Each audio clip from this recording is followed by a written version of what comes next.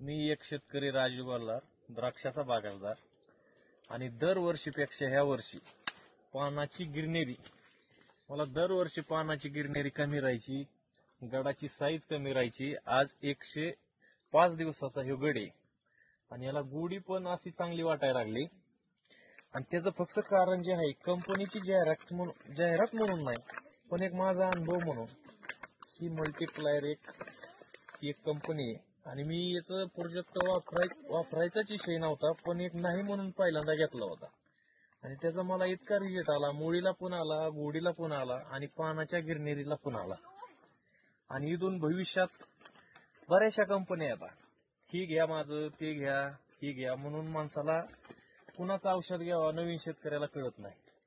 आणि मग खर्च वाढत चालतो, आणि खर्च वाढत गेला की शेती परवडत नाही. मग भविष्यात एक नाही म्हणून मी एक मल्टीप्लायर कंपनीचं ही घेतला नाही. आता मी मुळी वाट प्रत्येक पाण्याला म्हणजे एक 15 दिवसाच्या हिशोबाव हे मल्टीप्लायर वापरतो मी.